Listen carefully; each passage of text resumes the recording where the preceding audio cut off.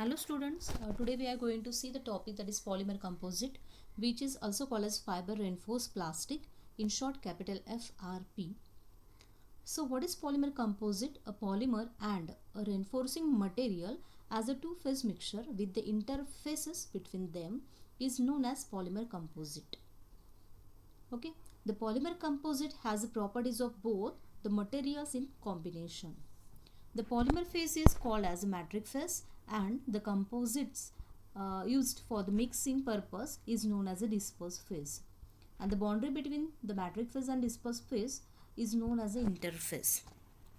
So polymer phase, it is called as a matrix phase, whereas the mixing constituents phase, it is called as a disperse phase, and the boundary between both, it is called as the interface. So these are the diagrams for the polymer composites.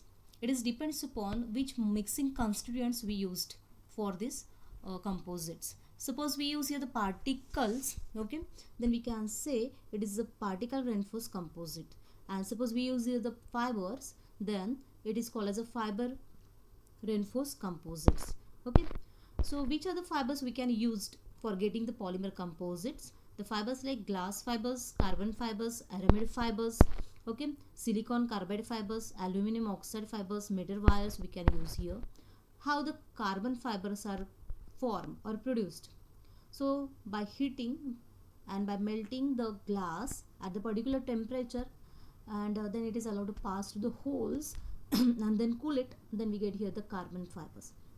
Similarly, carbon fibers are formed by oxidation of carbon, okay, under tension at the low temperature, and then carbonization taking place at the 1000 degrees centigrade. Similarly, aramid fibers, that is called as a Kevlar fibers, which is one of the liquid crystal polymer, or it is a liquid crystal which has a liquid crystal properties. So we can use a aramid fiber also for getting the polymer composite. That means what? Suppose we use here the different fibers, then we get here the fiber reinforced composite. Similarly, suppose we use the particles, okay, so which particles like metal powders, metal oxide, carbon black, metal carbides, silica powder, mica salt, etc. Okay, for getting the polymer composite, then it is called as a particle reinforced composites. So which are the classification points? Main are the two here. The first one, particle reinforced composite, and second, that is fiber reinforced composite. Suppose we use the particles for getting the composite, then we can say particle reinforced composites are there. And similarly, suppose we use here the fibers for getting the polymer composite, then we can say it is a fiber reinforced composites. Okay, so there is one more point, that is a structural composites. So which are the structural composite? Like laminar is there and sandwich is there. Okay, so before that, how we get this polymer composite? So simple technique is there. Okay, so how we get the polymer composite? In a simple technique, we take the resin. Okay, resin, that is a polymeric material. So you have to take here the resin is coated on fiber cloth or fiber mat on both the sides. Okay, I repeat, resin is coated on the fiber cloth or fiber mat on the both sides, and after that it is allowed to pass through the rollers. Okay, so what is the function of the roller? It spread this resin on fiber cloth or mat uniformly. Okay, spread it. This spread the resin on the fiber cloth or fiber mat, and after this it is allowed to pass through the different mold for getting the different shape of the polymer composites. Okay, so structural composite, laminar and sandwich is there. So laminar, we can take here the plywood as example. So what is a laminar structural composite? Laminar composite consists of the sheet or panels are stacked, okay, with proper orientation and cemented together with resin. Cemented means joined, okay, with resin. We take the example that is plywood. Plywood, it is a laminar structural composite. And second, that is sandwich.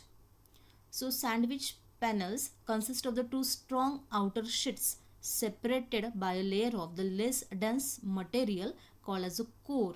Okay, so that is a sandwich structural composite. So which are the properties of composite? The first one, low coefficient of expansion. Second, low cost of the production. Then high dimensional stability, high tensile strength, high heat stability, and therefore usable at the higher working temperature.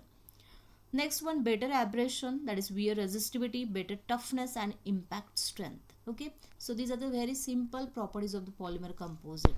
And the last point, applications or uses of composites. So where such a composites are used.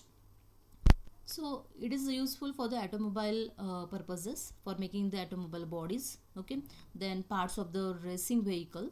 Similarly, it is useful for making the parts of the boats. Okay, next one, for making sports material, musical instruments, various toys, then parts of aircrafts. It is also useful for making the high speed machinery parts. Okay, PCBs, then equipment parts, bodies of the refrigerators, coolers, cabins of for offices, windows, doors, etc.